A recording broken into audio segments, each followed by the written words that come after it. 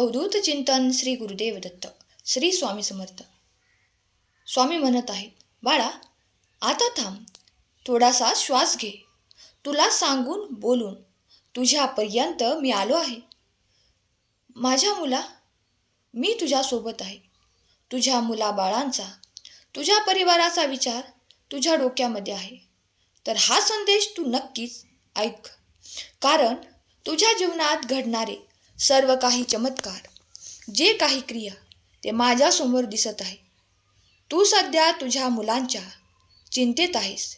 त्यांचे लग्न, त्यांचे भविष्य, त्यांचे आयुष्य, त्यांच्या आयुष्यात येणारी संकटांचे निवारण कसे करायचे, या गोष्टींमध्ये तू पूर्णपणे तुझे जीवन गुंतवले आहेस. पण बाळा, तू विचार करतो का की तुझं आयुष्य तू कधीपर्यंत जगला आहेस आणि तुझ्या हातामध्ये तुझं आयुष्य कधीपर्यंत आहे? शांत हो, थोडासा तुझा स्वतःचा विचार कर. हे जग आहे, ही उत्पत्ती आणि मृत्यू हा एक चक्र आहे, परंतु तू सुद्धा त्या चक्रातलाच भाग आहेस, हे विसरू नकोस. तुझ्यासाठी काही विशिष्ट काळ आहे, ज्यामध्ये तू सुद्धा स्वतःसाठी जगायला हवं. इथे कोणीही नाही जो कधीही मरणार नाही, किंवा असा कोणीही नाही की ज्याचं अमरत्व लिहिलेलं आहे. प्रत्यक्ष हा दुसऱ्यांसाठी जगतो, परंतु तुझं जीवन कधी जगावं हे मात्र तू विसरून गेलास. आणि असा कोणी तुझ्या सोबत नाही की जो तुझ्या आयुष्यात तुला होणारा त्रास पाहून त्याने तुझ्या जीवनामध्ये सुख आणण्याचा प्रयत्न केला. तुम्हाला पटत असेल तर होय स्वामी, मला तुमचे म्हणणे पटत आहे असे कमेंट करा आणि प्रतिसाद द्या. स्वामी म्हणतात, तुझ्या मुलांचे, तुझ्या परिवाराचे भविष्य तुझ्याच हातामध्ये आहे. त्यांचं भविष्य घडवण्यासाठी तुलाच प्रयत्न करायचे आहेत. पण तुझं आयुष्य कधी जगायचं आणि तुझं आयुष्य तू कोणाच्या जीवावर जगायचं हे मात्र तू ओळखले आहेस. आता थांब, स्वतःसाठी जग, कारण आयुष्य खूप मौल्यवान आहे. आयुष्याच्या कुठल्याही प्रत्यक्ष आनंद घे, विश्वास ठेव. श्वास हा कधी बंद होईल आणि आपल्याला कधी निरोप देईल हे आपण सुद्धा सांगू शकत नाही. आयुष्य हे धुळीत उडणाऱ्या कणासारखे आहे, कधी कुठे जाईल हे समजत नाही. आत्ताच आयुष्याचा विचार कर. जीवनाचा उद्धार करण्यासाठी आपण काय करायला हवे या गोष्टी जाणून घे, कारण तुझ्या आयुष्याचा उद्धार करणं हे फक्त तुझ्याच हातात आहे. दुसऱ्यांसाठी जगणं हे तुझं कर्तव्य आहे, परंतु त्यांच्यासाठी सुद्धा तुझं आयुष्य कधीपर्यंत द्यायचं हे मात्र विशिष्ट असा काळ आहे.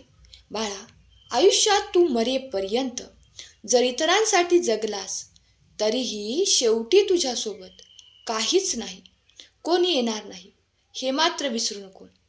कारण ज्या दिवशी शेवटचा क्षण असेल तेव्हा तू हे जग सोडून जाशील. त्याच वेळेस तुझीच नाती गोती तुझ्या वेळेमध्ये तुला जाळून घरी येतील. त्यावेळी कोणीही तुझ्यासोबत येणार नाही, किंवा तू केलेल्या कर्माचा विचार कोणीही करणार नाही. विचार करतील ते फक्त तू कमावलेल्या संपत्तीचे वाटप कसं करायचं आणि कोणाला जास्त मिळायचं इथं राहते.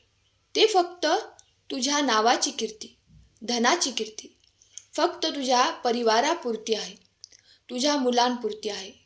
मुलांचं आयुष्य सुधारायचं आहे, त्यांना चांगले शिक्षण दे, चांगले विचार, चांगले संस्कार दे. मुलांचे भविष्य घडव, त्यांना त्यांच्या पायावरती उभं कर. परंतु हे करत असताना तुझ्यासाठी, तुझ्या जोडीदारासाठी थोडासा वेळ काढ, कारण तुझा जोडीदार हाच व्यक्ती आहे जो तुला शेवटपर्यंत साथ देणार आहे. भले त्याचे बोलणे तुला आता टोचत असेल, त्याचा त्रास होत असेल, परंतु ती व्यक्ती कधीही एकटे सोडणार नाही. आणि तुझा संसार, तुझ्या मुलांना कधीही ती वाऱ्यावर ठेवणार नाही, हे मात्र विसरू नकोस. त्यामुळे आयुष्य मुलांसाठी जगत राहा, परंतु त्याचबरोबर आपल्या जोडीदाराचा सुद्धा विचार कर. कारण जोडीदार हा तुझ्या सुखासाठी दिवसरात्र परिश्रम करतो, कष्ट करतो, परंतु तुझ्या डोक्यात विचार आहे फक्त तुझ्या मुलांचा, मुलांच्या भविष्याचा. अरे, आयुष्यात जगून घे. वेळ कोणासाठीच थांबत नाही. आता आपल्या आयुष्यावर कुठलाही विश्वास नाही. आता आपले कधी आयुष्य संपेल हे आपण सांगू शकत नाही. सर्व जागच्या जागी ठेवून आपल्याला निघायचं आहे. मन स्वच्छ ठेवा, कारण प्रेमानंद महाराज सांगत आहेत आणि सांगणार आहेत, सांगत होते. तो एक कृष्णाचा अवतारच आहे. हे जग आहे, इथे कोणीही कोणावर प्रेम करत नाही. इथे फक्त मोह माया यांचा बाजार आहे. तुमच्यासोबत शेवट असेल ते फक्त तुम्ही केलेले नामस्मरण, तुम्ही केलेले सत्कर्म आणि तुम्ही केलेली उत्तम क्रिया. हेच तुमच्या नावाच्या इथे विसर पाडण्यापासून तुम्हाला वाचवू शकते. जीवनात काहीतरी मिळवायचं असेल तर सर्वात प्रथम आपल्यासाठी जगा, आपल्या स्वतःचा विचार कर आणि आयुष्यामध्ये तुझं आयुष्य कसं आनंदात जाईल, कसं शांतीत जाईल याचा विचार कर. तुझ्या जीवनात तुला सुख, समृद्धी तसेच प्रतिष्ठेच्या वस्तू नको हे जाणून घे. कारण प्रतिष्ठा, धन, दौलत हे फक्त तुला शौर्य देऊ शकतात, शांती नाही. हीच गोष्ट तुझ्या जीवनात तुला मोठेपणा देऊ शकतात, परंतु आधार नाही, हे मात्र विसरू नको. तुला आदर सन्मान तेव्हाच मिळतो जेव्हा तुझे विचार पवित्र आणि श्रेष्ठ असतात. सर्वांसाठी समान न्याय असतो आणि स्वतःसाठी जगत असताना इतरांचा विचार कर. हे मात्र तुझ्या कल्याणाचं एक गुपित आहे. हे जग आहे, इथे तू जितके देत जाशील तितके घेत जाईल आणि ज्या दिवशी तू मागायला जाशील त्याच वेळेस ते हात मागे करून घरी जातील, हे मात्र विसरू नकोस. या जगामध्ये कोणीही कोणासाठी थांबत नाही, कोणी कोणासाठी आपलं आयुष्य सोडत नाही. आणि जर तुमच्यासोबत वेळच आली तर तू इतरांसाठी इतकं सारं केलं आहे. भले तू पापातून पैसा मिळवलास आणि तोच पैसा तू तुझ्यावर खर्च न करता संपूर्णपणे परिवारावर खर्च केला. परिवाराचे सुख तू पाहिलं, त्यांचं भविष्य घडवलं, परंतु केलेल्या पापाचा तुझ्या पदरात काय पडलं? आणि तू जर त्यांना बोलावलं की या कर्मातील काही साथ तुम्ही घ्या, तर कोणीही तुझ्यासमोर येणार नाही. तेथे उत्तर येईल की आम्ही तुला चोरी करण्यासाठी किंवा वाईट कार्य करण्यासाठी कधीही सांगितले नाही. तू तुझे कर्तव्य पूर्ण केले आणि तुझ्या कर्माचे फळ तुलाच मिळणार आहे. मुलांचे आयुष्य सुधारणार आहे. त्यांचे नशीब त्यांच्या संगे आहे. त्यांनी जे केले ते त्यांना भोगावेच लागणार आहे. आपण मातापिता होणे हे मात्र आपल्या वासनेचे फळाचं एक निमित्त आहे आणि त्यातून भरकटणारा जीव इथे आला आणि त्याचं अस्तित्व त्यांनी सिद्ध केलं. तू सुद्धा एक अस्तित्वाचा भाग आहेस, परंतु आपल्या जीवनाचा उद्धार करून घे, हे सुद्धा आता तुझ्या हातात आहे. स्वामींचा प्रत्येक शब्द तुझ्या आयुष्यात कामी येईल.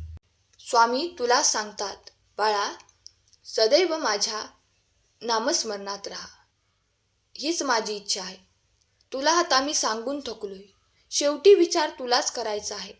पटत असेल तर होय स्वामी आई, मला तुमचे म्हणणे पटते असे कमेंट करा. आजचा संदेश शेवटपर्यंत ऐकल्याबद्दल धन्यवाद. केलेली सेवा स्वामींचरणी अर्पण करते. श्री स्वामी समर्थ. जय जय स्वामी समर्थ.